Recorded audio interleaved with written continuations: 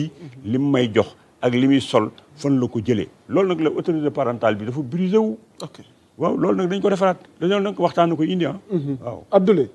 dama bëgg jeexalee Thioune vite fait parce que Thioune il faut mu décrypter ñu article 319 Thioune bi fi ne woon à titre de rappel parce que ñi ñuy seetaan tamit bëgg nañ xam loi gi na adopté comme Sénégal tout le monde n'est pas juriste wala ñëpp amuñu xam-xam yoon nga dikkaat ci lii ñëw lan la fi fekkoon tamit nga détaillé ñu loolu point par point si possible. Bon, tout à l'heure quand je parlais de ñëpp war a voter dama jàpp ne. c'est ma conviction. et je la réitère. man xam naa député yi dañoo am liberté am droit. voter abstenir. wala ñu bañ a voter. je le sais léegi ku nekk décision bi nga jël sa vote ou non wala nga maandu kooku am na yow yaa xam noo koy justifier mais dama jàpp dama ne. mbirum góor jigéen benn sénégalais wala man dégguma sénégalais bi wax ne baax na nañ ko bàyyi. et parmi ñii ñëpp nekk assemblée nationale dama jàpp ne parmi les sénégalais yu gën a baax lañ ci lañ bokk nañ si wala ñuy gën a bëgg réew mi jag parce que ñoom ñoo bëgg a jiite réew mi. loolu laa ne suñuy defar réew mu am ay questions yoo xamante ni bokk na li koy defar suñu koy xeex da nga ko war a ànd xeex ci léegi nag soo amee sa formation politique loolu beneen affaire la parce que sénégalais yi bu fekkee da nga leen bëgg a jiite da ngeen di jiite ci lu ñu bëgg.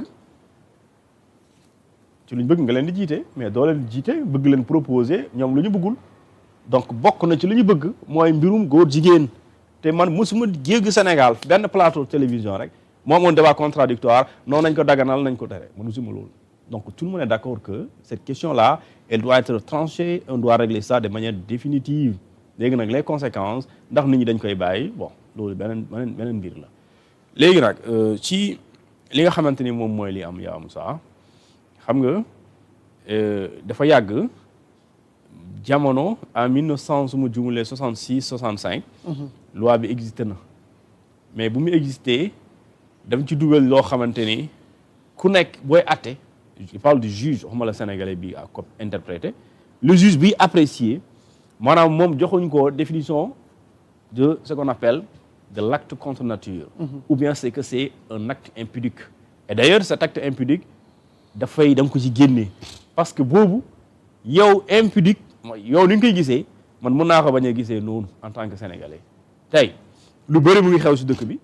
am na ñoo xamante ni ci ñoom c'est tellement impudique mais am na ci ñoo xamante ni si seen kanam loolu amul dara impudique et pourtant fait bi dañ koy apprécier selon yow sa niveau sa environnement bi nga ne tey am na ñoo xamante ni c'est pas une gêne nga gis ñaari nit góor ak jigéen majeur di fóonante c'est pas une gêne mais am na foo koy def góor ak jigéen sax duñu nuyoo ci Sénégal fii bu duñ fekkante ci néeg ku ngay takk boo ko séenee da ngay daw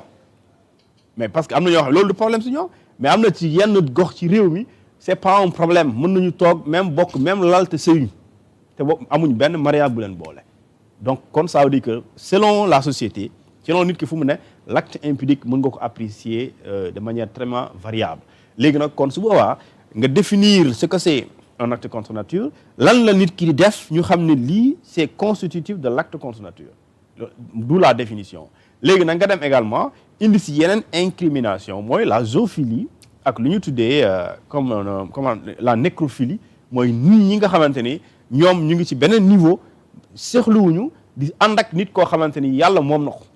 mu nekk loo xamante ni soo koy imaginer sax da ngay xalaat est-ce que comment c'est possible parce que pour man nit ku dee moom war nga ko defal lépp sauf tenter même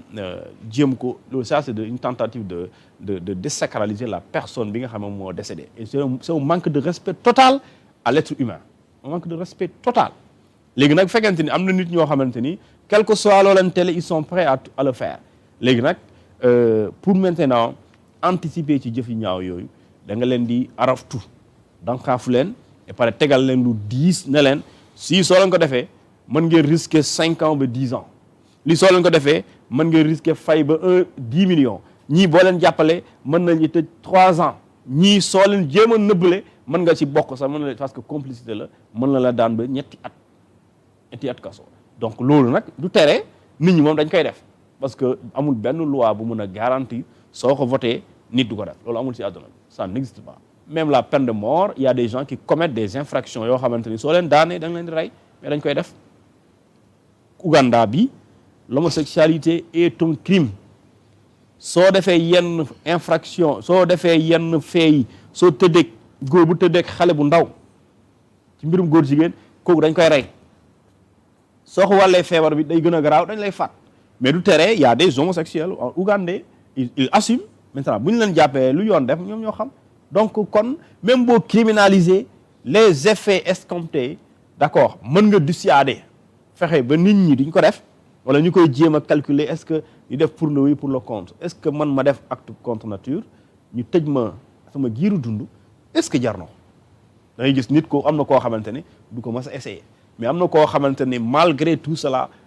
c'est pas son problème son problème c'est quoi nan laay defee lu mu bëgg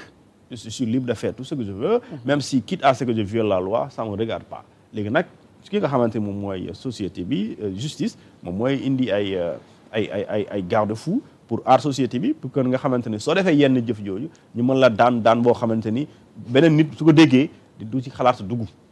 léegi nag ñi nga xamante ñoom ñoo koy dooleel jamono loi bi njëkk bi amuloon lu ñu tuddee apologie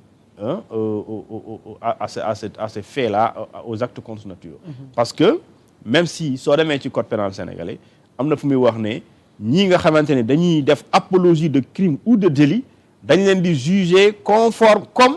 ñi nga xamante ne ñoom ñoo commettre délit yooyu maanaam man ma taxaw fii nit def viol ma taxaw fii naan non di ko utal lay di ko jéem a justifier dañ ma war a topp comme celui-là qui est accusé de viol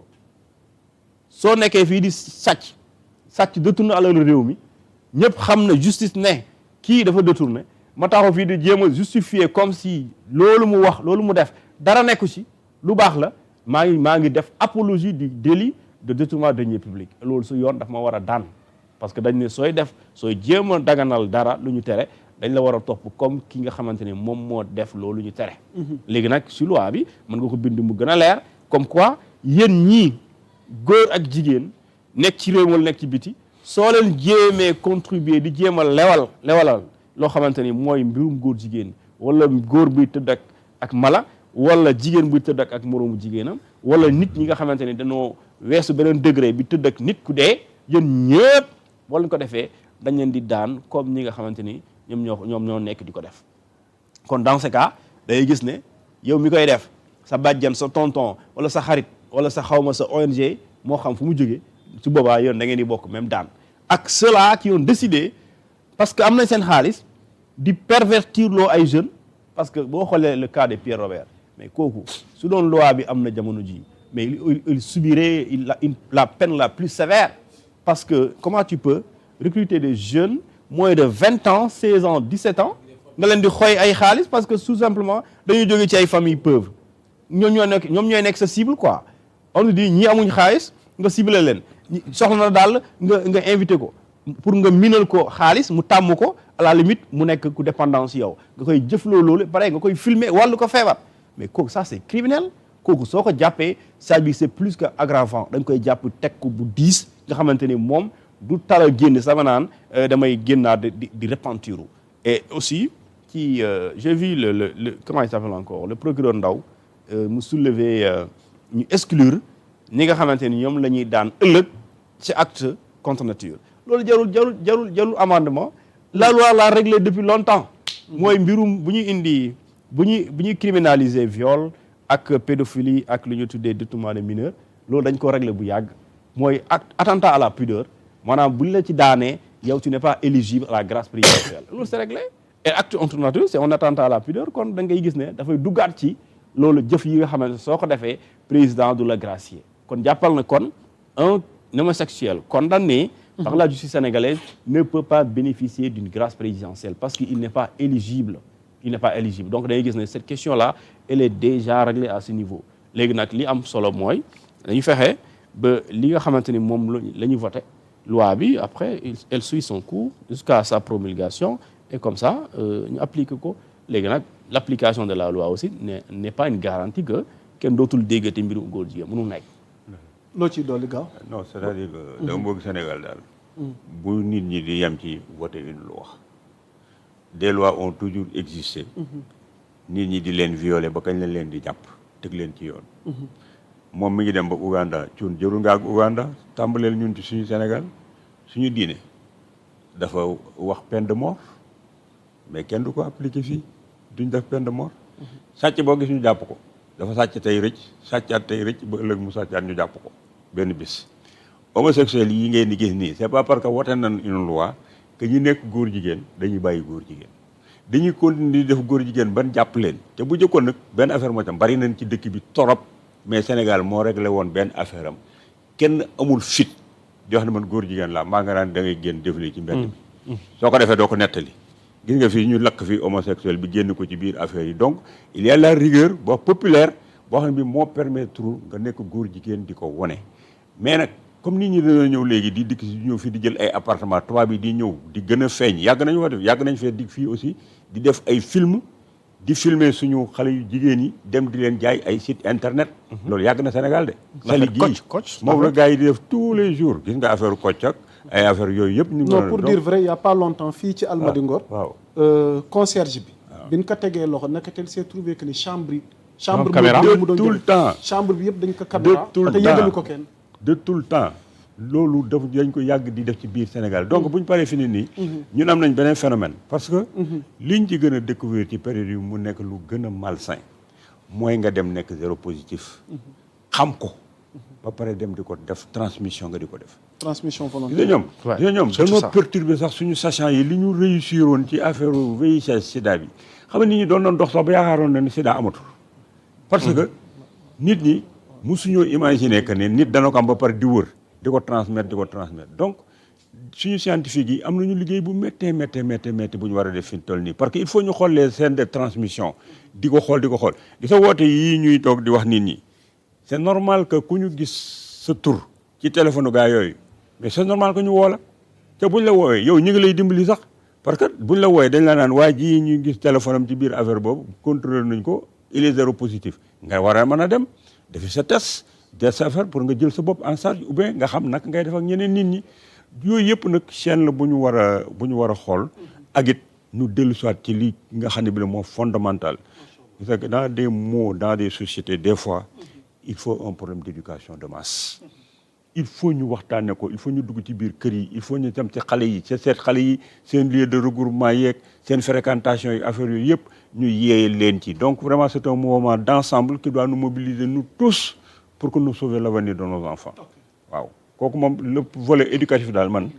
moom ak volet sanitaire boobu man moom lañ conséquences yi nga xam ne war naa ko tirer ci affaire mais les homosexuels continuent toujours à se cacher et à pratiquer leur pratique malsaine là mais c'est bien de voter une loi aussi pour que ku ñu jàpp ci yenn affaires yi ñu mën la teg ci yoon. am na solo monsieur le ministre Thioune amati na solo alors Abdoulaye loo ciy tëjee laataa ñuy jàll ci yeneen point yi ñuy xaar ci jotaay waxtaan wi waaw allez-y. Monsieur le ministre ak